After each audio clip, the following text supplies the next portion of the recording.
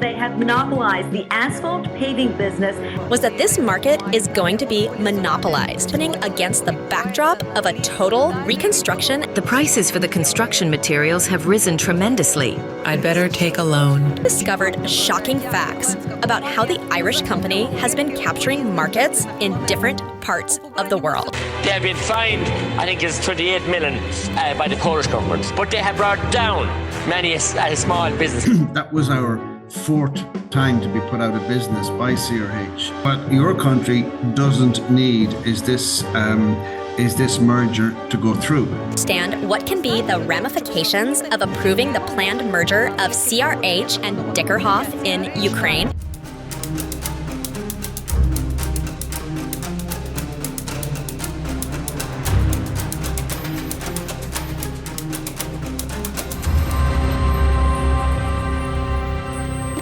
The banks came after us very hard, and they got a possession order on my family home. And myself and my wife and my two kids were put out of the house, and we had to concede then and hand the business over to CRH, and that happened at the end of February '94. But that was our fourth time to be put out of business by CRH. This is Seamus May, who's lost his business and even the roof over his head due to the actions of what he calls a cement mafia. The once successful in Ireland businessman gave Stopcore an exclusive interview from Washington and spoke about horrors that he and his family members had to go through. Mr. May was pressured to close his concrete business and for 27 years has been seeking justice in courts and fighting cement cartels, which has been repeatedly covered by the leading world media. Buoyed by 660 million euros in fines against a cement cartel in Germany in 2003, Healy and a group of small independent concrete producers in Ireland are ready to ride on the coattails of a multi-billion euro civil action against transnational European cement producers for damages incurred because of alleged anti-competitive practices. Because they were a monopoly. So they started charging supernormal prices for cement, while in the downstream market, say in the concrete market, ready mix, so they dropped the prices, and what they basically affected was a margin squeeze. And that would have the effect of putting independents out of business. So over many, many years, one independent after the other disappeared out of the market. The Irish company CRH that Seamus May is talking about is a famous producer of construction materials that has facilities in 29 countries of the world, Ukraine included. In the previous investigation into the reasons why the prices for the construction materials and apartments are growing, the link to which we are leaving below the video, we spoke about the activities of the mentioned company and other cement holders in Ukraine. The highlight there, let me remind you a bit, was that this market is going to be monopolized. In particular, the CRH company plans to buy the assets of its competitor, Dickerhoff. Bucci. If this agreement is approved by the Anti-Monopoly Committee, CRH will own the biggest share of the cement market in Ukraine and will be able to dictate its conditions and gouge. And that is especially cynical that the redistribution of the market is happening against the backdrop of a total reconstruction and restoration of the destroyed property of the Ukrainians due to Russian shelling. For the construction materials, by the time I'm given them, I'd better take a loan. I can't afford them otherwise. The prices for the construction materials have risen tremendously. As a pensioner, getting only one pension, I won't afford it. While investigating the topic of rising prices for housing, construction materials, and the land monopolization of the cement business by the CRH company, we've discovered shocking facts about how the Irish company has been capturing markets in different parts of the world. In the previous report on this topic, we spoke about just a small part of their global practice, in particular about the reaction of regulators in Hungary, Germany, and of the European Commission. But the extent of aggressive market absorption turned out to be much bigger. Let's start with Ireland, the homeland of CRH. History since the 1930s has been clouded by conspiracies, scandals, and corruption. together with repeated allegations of its involvement in criminal price fixing and market sharing. All of these activities continue up to today.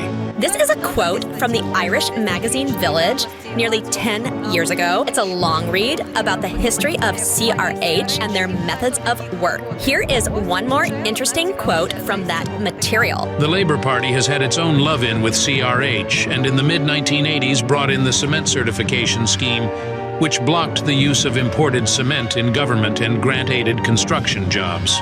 This sounds familiar, right? If you had seen the first part of our investigation, you may have noticed similarities with Ukrainian history. Not so long ago, that was the way the import was blocked here by introducing an anti-dumping duty on the imported cement, which was much cheaper than domestic cement. The mentioned article, among other things, also talks about CRH bribing politicians and the inactivity of the Anti-Monopoly Authority. In 2017, this was also confirmed by the Irish politician Matthew McGrath.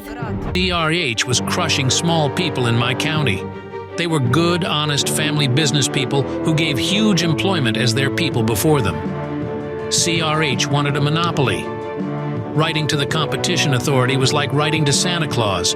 They are all self-serving and they serve the big business. The ordinary people I represent on a daily basis are crying in anguish. They are sick and traumatized, and many of them have gone to their grave by suicide because of the cock-up that happened with the banks in this country. What's banks got to do with all of that? That's simple. In Ireland, CRH has them under their control too, as Seamus May told us. And that's exactly why, according to the Irishman, his business was cut off from the financing and his house was taken away. As Mr. May says, CRH has its agents in nearly all influential spheres of his country. So the state, through the police force, through the Competition Authority, through the Company Law Enforcement Office, through all of these different entities, has protected CRH. And this has been going on since the 60s.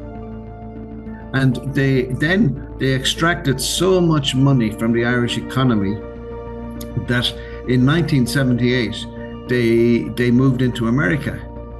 And they started using money taken from Irish consumers to buy up capacity in the United States.